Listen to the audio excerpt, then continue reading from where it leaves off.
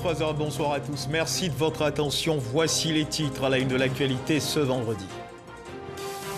Le samedi 6 mars se tiendra l'élection pour les législatives. La campagne marquant le début de la course à l'hémicycle a démarré ce vendredi. À 26 février 2021, plus de 1500 candidats sont en lice dans le cadre de ce scrutin pour 255 sièges. Une campagne électorale pour les législatives qui s'achèvera le 4 mars prochain. Les premières doses de vaccins anti-Covid-19 ont foulé le sol ivoirien des produits du laboratoire AstraZeneca. La campagne de vaccination démarrera dès ce lundi avec des cibles prioritaires, notamment le personnel soignant, les forces de l'ordre, le corps enseignant.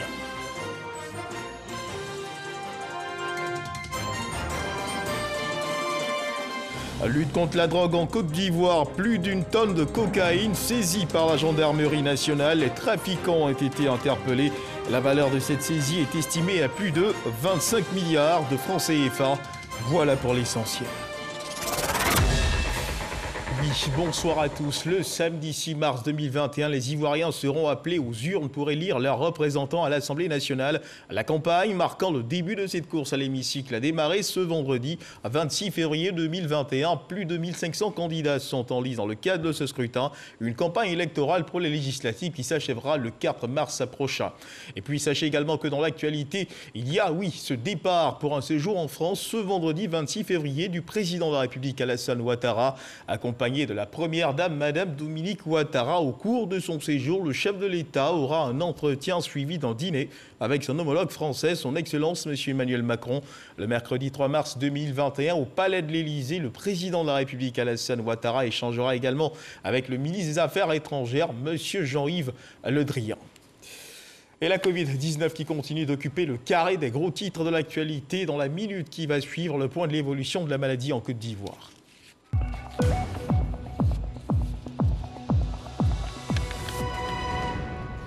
Le ministère de la Santé et de l'Hygiène publique a enregistré ce vendredi 26 février 2021 131 nouveaux cas de Covid-19 sur 2213 échantillons prélevés, soit 5,9% de cas positifs, 116 guéris et un décès.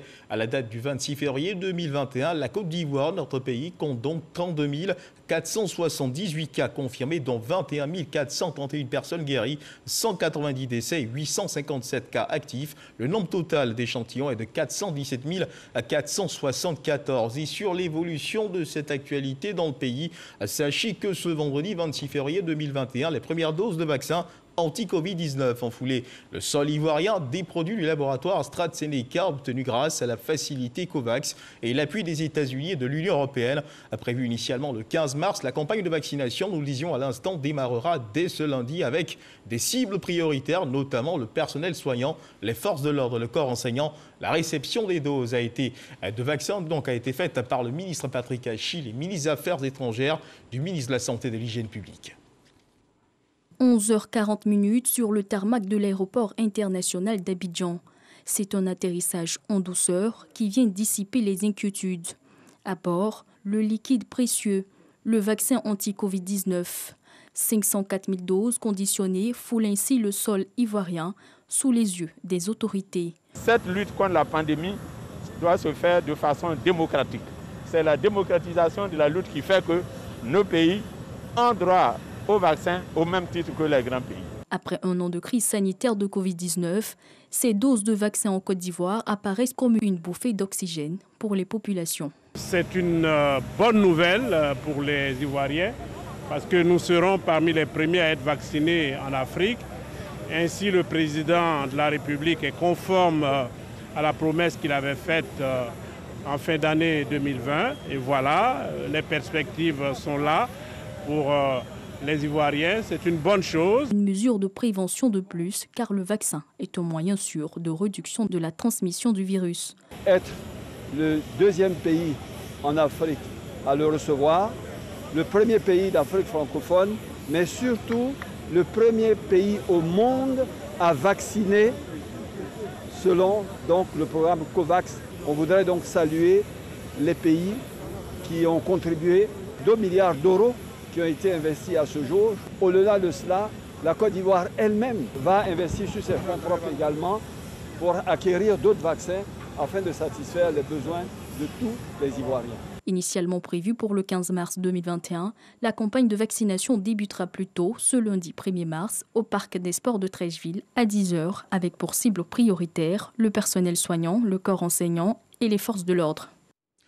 Un reportage de Salimatou Diaye. Nous vous proposons également une série de réactions des partenaires de la Côte d'Ivoire qui ont œuvré au plan financier et technique à la réception de ces doses de vaccins en Côte d'Ivoire, qui n'est que le premier convoi de vaccins car le pays attend au total 2 40 000 doses de vaccins pour le premier semestre 2021. Écoutons les réactions au micro de Salimatou Diaye. On est les plus grands bailleurs de fonds de COVAX, avec presque 40%. Et donc, c'est vraiment la solidarité qu'on montre et ça reflète ce que le président de la Commission européenne disait, qu'on ne peut pas combattre une pandémie si les vaccins ne commencent pas au même moment partout. Et donc là, on a l'exemple aujourd'hui en Côte d'Ivoire. Le COVAX, c'est une initiative des Nations Unies pour justement permettre une réponse juste à cette pandémie. On ne peut pas imaginer que certains pays restent en dehors de cette campagne de vaccination, d'une part parce que ce ne serait pas équitable, et nous avons besoin de nous assurer que nous sauvons des vies et que nous préservons l'économie dans tous les pays. Nous faisons évidemment le logistique, nous avons arrangé la livraison de ces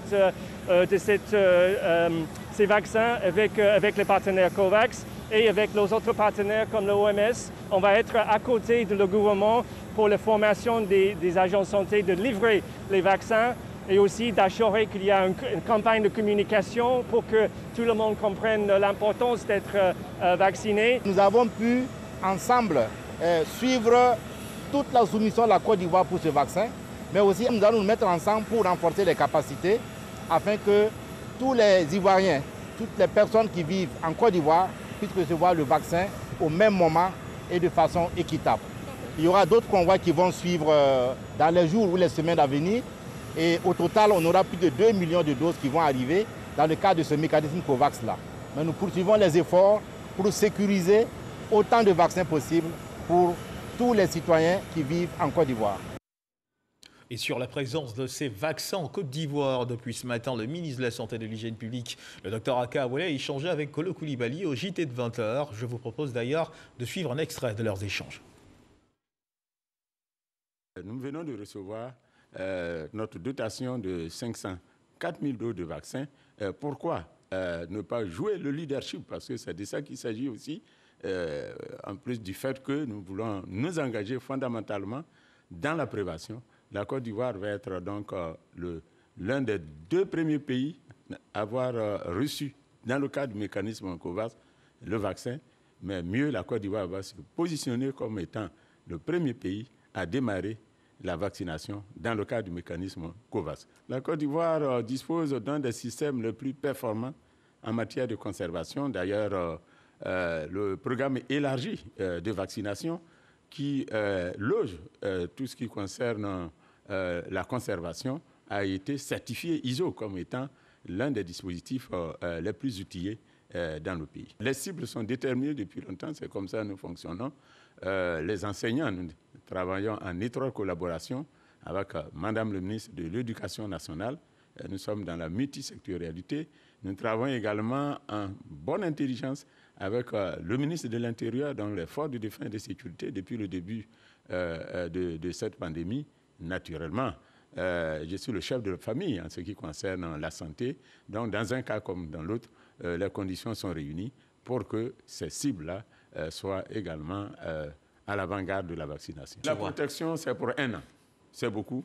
Et si vous voulez être prolongé plus longtemps, faites un autre rappel, sera nécessaire. Sinon, pour le moment, après la première dose, il faut 4 semaines à 8 semaines, par exemple, pour faire une deuxième injection. Mais la protection dure au moins pour 1 an. L'Organisation mondiale de la santé a préqualifié le vaccin AstraZeneca comme étant un vaccin efficace à 70%, et donc qu'il doit être utilisé dans le cadre donc, de la lutte contre la Covid-19. Voilà, le ministre de la Santé et de l'Hygiène publique, il ne manque d'ailleurs pas de recommander à toute la population, à chaque fois qu'il en a l'occasion, le port du masque et le respect des mesures à barrière. On reste toujours dans le domaine de la santé pour ensemble partager le bonheur des populations de Grand Laou et Ada, deux localités situées dans la région des Grands Ponts. La raison de ce bonheur, ces localités ont reçu 2 ambulances médicalisées des mains du ministre Claude Izagde, un don du chef de l'État Alassane Ouattara pour soulager le corps médical et les populations bénéficiaires qui avaient du mal à évacuer leurs malades. Alassane Drabo. Une ambulance médicalisée pour soulager les populations de Grand Laou. Un don du président de la République de Côte d'Ivoire en réponse à la doléance du corps médical confronté au problème d'évacuation des malades dans le département de Grand Laou. Le ministre Claude Izagde, en remettant les clés de cet engin flambant neuf, a rassuré les bénéficiaires de la volonté du chef de l'État à faire face à toutes les préoccupations des populations pour leur bien-être social. Mais aussi pour indiquer à Grand Laou que il n'y a pas que l'ambulance. La dernière fois, nous avons eu à lancer des travaux de l'eau potable. J'avais indiqué aussi que Grand Laou bénéficiait aussi d'un foyer des jeunes. Je pense que les travaux ont bien démarré. Grand Laou bénéficie, dans le cadre de ce programme, d'un foyer des jeunes. Et nous savons qu'il y a encore des besoins. Je voudrais vous dire de nous faire confiance. En plus de cette ambulance remise, Claude Izagde s'est engagé à prendre en charge les frais de garage de l'ancienne ambulance tombée en panne mécanique il y a plusieurs mois. Une contribution saluée par les populations. Dans la région des Grands Ponts, Grand Laou n'est pas la seule localité à recevoir le don d'ambulance du chef de l'État. Le village de Ada, dans la sous-préfecture de Jacquesville, a également bénéficié d'une ambulance médicalisée. C'était notre zone difficile d'accès. Et quand il y a des évacuations, vraiment, nous-mêmes, personnels de santé, nous souffrons. Pour cette raison, la population elle-même. Donc aujourd'hui, c'est vraiment un grand soulagement. Les directeurs départementaux de santé de ces 2 localités bénéficiaires ont exprimé leur reconnaissance au chef de l'État qui vient de traduire en acte la promesse faite aux populations. Et dans la région du Bélier, les populations qui ont pour habitude d'emprunter l'axe Toumaudi-Angoda pourront bénéficier d'un certain confort de voyage dans 6 mois. Les travaux de bitumage de cet axe devraient être achevés dans ce laps de temps. Le ministre de l'équipement routier Amédée Kofi Kwaku vient de procéder au lancement des travaux de bitumage de cet axe. Coût des travaux de 9,4 milliards de francs CFA sortis du Trésor public ivoirien. Kader Sogodogo. C'est une épaisse poussière qui se soulève au passage de chaque véhicule sur l'axe Toumaudi-Angoda dans la région du Bélier. Dans 6 mois seulement, cela sera un vieux souvenir. L'État de Côte d'Ivoire vient de décaisser 9,4 milliards de francs CFA pour le bitumage des 12,5 km qui séparent ces 2 localités. Le ministre de l'Équipement et de l'Entretien routier, Amédée Kwaku Kofi, au lancement des travaux, n'a pas manqué d'inviter la population de Angoda à croire en cette Côte d'Ivoire qui avance. Par toutes ces actions, le président de la République montre son attachement pour le département de Toumaudi.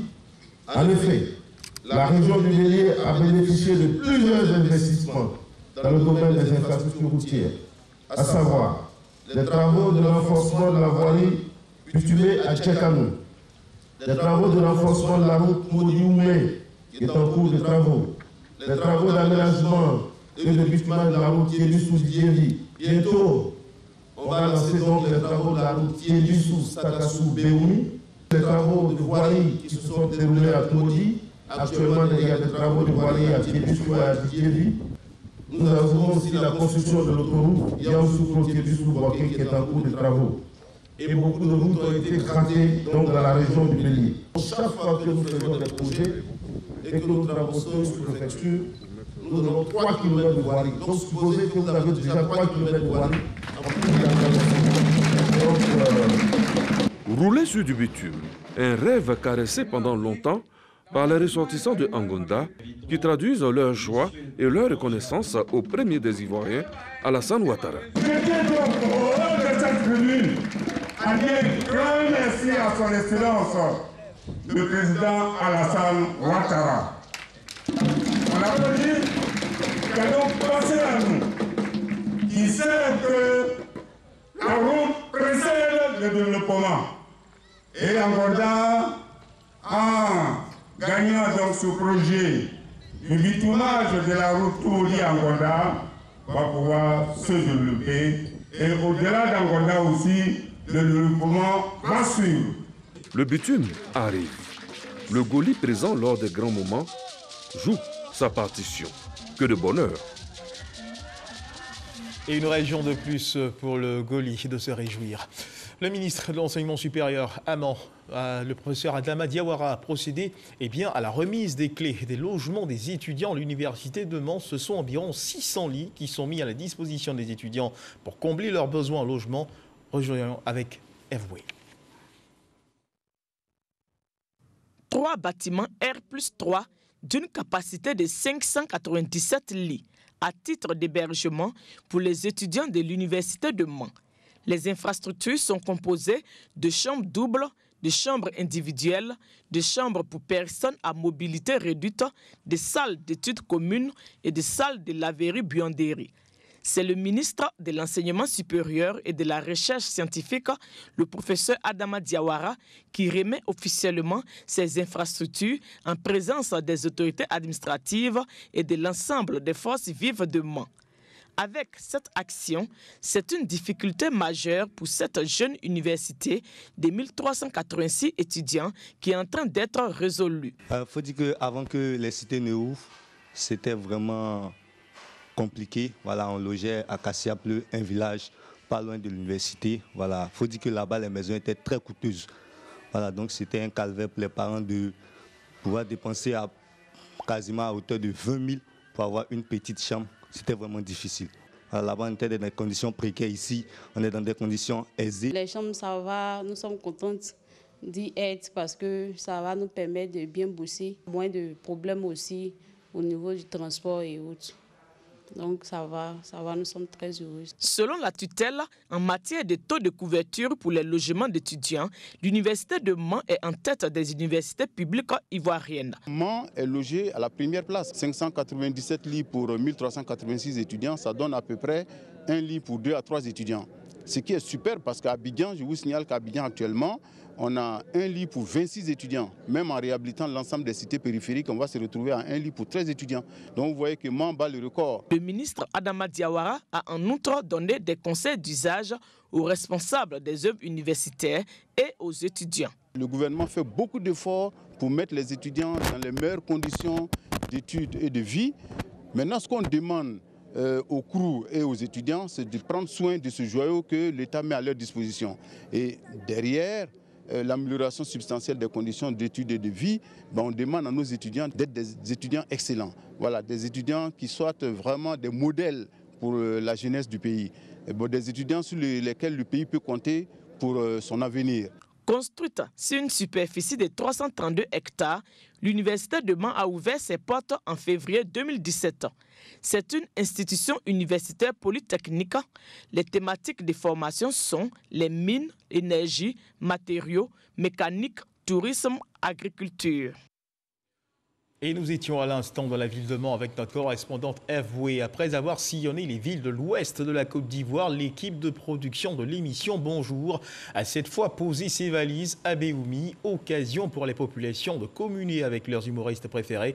Moment de détente mis à profit par le ministre de la Communication et des Médias, Sidi Touré, fils de la région, pour appeler les populations à travailler au renforcement de la cohésion sociale. Koné Pargassoro.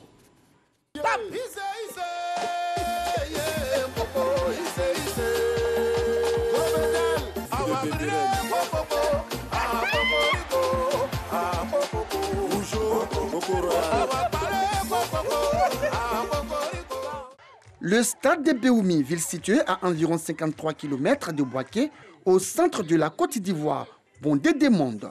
C'est que les populations de cette localité sont venues communier avec leurs humoristes préférés. C'était à l'occasion de Bonjour Tour 2021. Je voudrais, au nom du directeur général de la RTI, M. Fosseni Dambélé, vous saluer.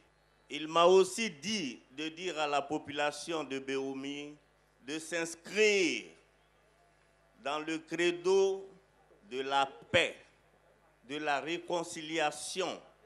Le public, qui n'a pas boudé son plaisir, s'est réjoui de la qualité des prestations et salue le professionnalisme des humoristes.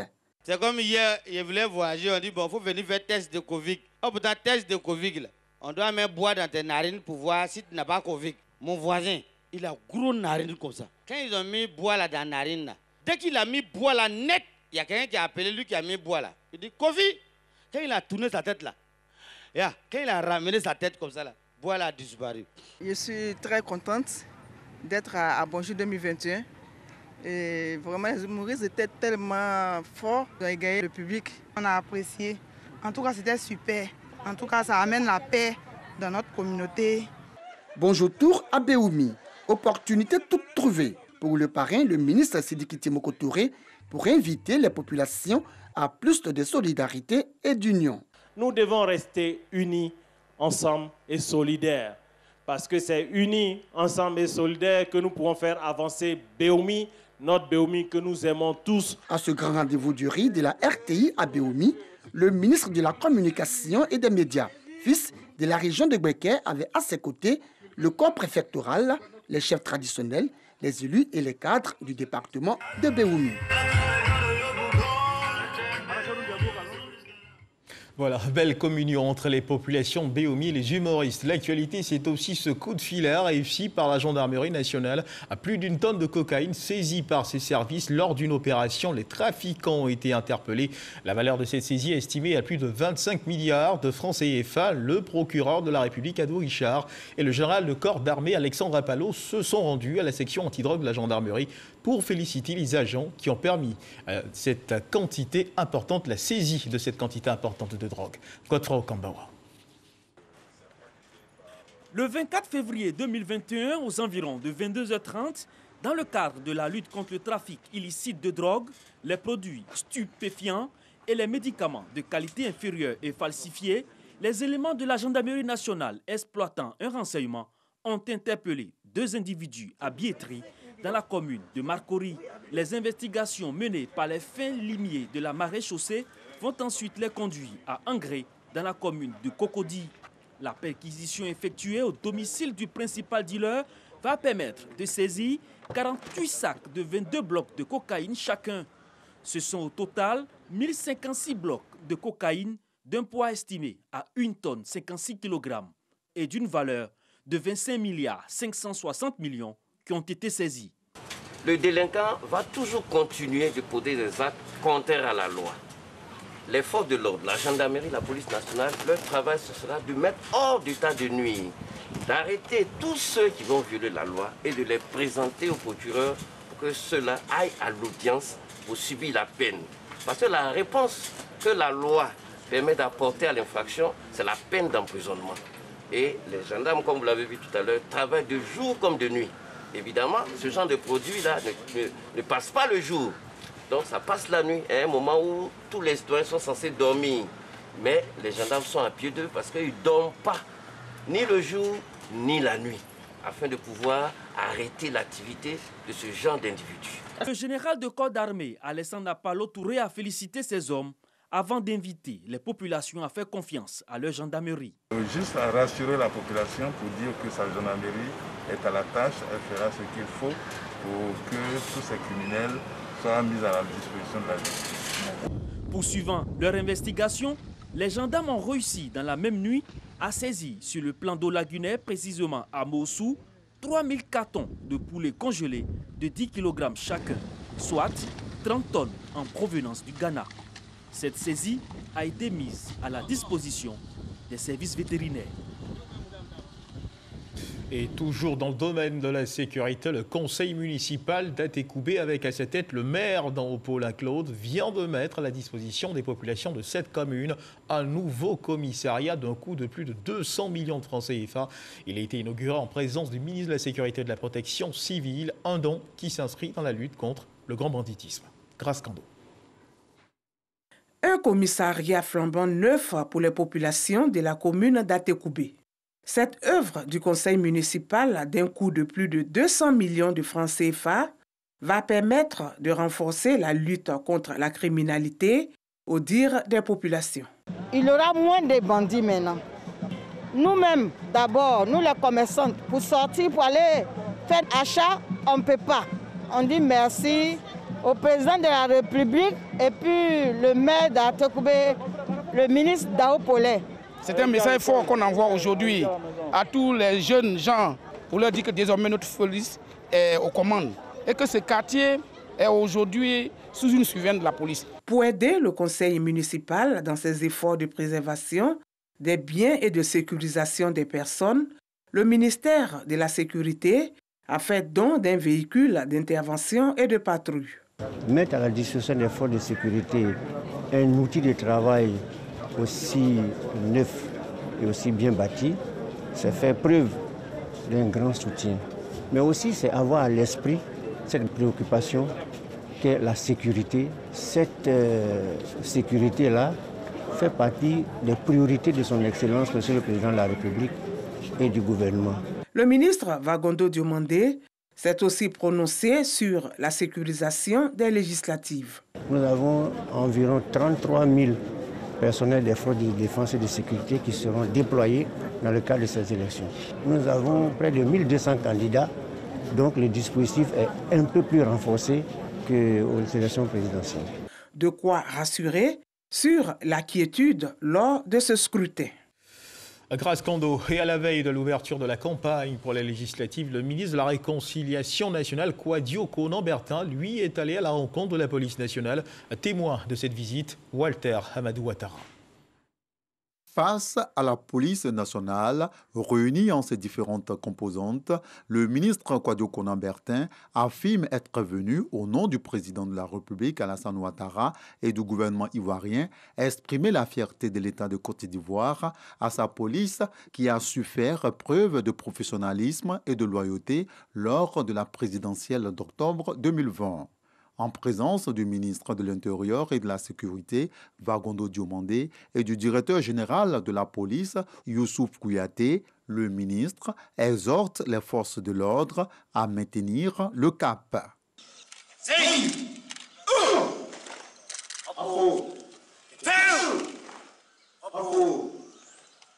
Nous voulons bâtir une nation une et indivisible, conscients que nous sommes une multitude d'ethnies, sans oublier que volontairement, nous avons fait le choix de faire notre terre une terre d'accueil, une terre de prospérité. La Côte d'Ivoire doit assumer son destin. Et c'est à vous, les forces de l'ordre, de veiller à ce que ce long processus soit engagé dans la paix, dans la concorde. Le ministre de la Sécurité réitère son engagement à aider son collègue de la Réconciliation à réussir sa mission. Et comme vous le savez certainement, le samedi 6 mars 2021, les Ivoiriens seront appelés aux urnes pour élire leurs représentants à l'Assemblée nationale. À cette occasion, le médiateur de la République a produit une déclaration lue ici par Patricia Omouetia. Au moment où s'ouvre la campagne électorale, j'invite tous les acteurs de la vie politique ivoirienne à œuvrer pour une campagne électorale apaisée et un scrutin sans violence. À cet effet, le médiateur de la République félicite le gouvernement pour l'organisation d'élections législatives qui s'annoncent ouvertes, inclusives et transparentes. Encourage la commission électorale indépendante à persévérer dans ses efforts pour assurer le bon déroulement du scrutin.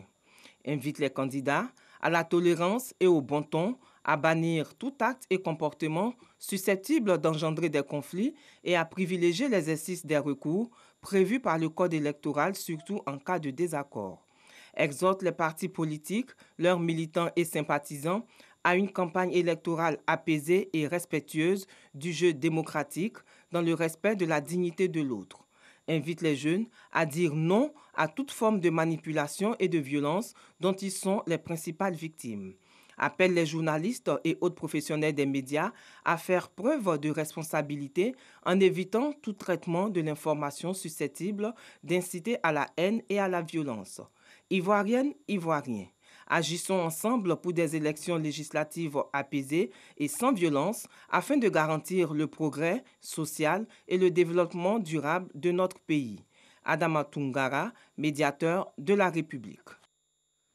Et dans l'actualité internationale au Nigeria, le président Muhammadu Buhari a condamné ce vendredi dans la soirée l'enlèvement de plus de 300 adolescentes dans son internat du nord-ouest du Nigeria et a affirmé qu'il ne céderait pas au chantage des bandits qui attendent le paiement d'importantes rançons, un enlèvement qu'il a qualifié d'inhumain. Des bandits, groupes criminels qui terrorisent les populations et mènent des kidnappings de masse contre rançon, sont arrivés donc en voiture dans l'internat de Janjebe, dans l'état de Zamfara, et ont envahi les dortoirs aux alentours d'1h du matin et ont emmené 317 jeunes filles au cours de ce kidnapping d'élèves dans le nord-est du pays. C'est la fin de cette édition. Merci de nous avoir suivis.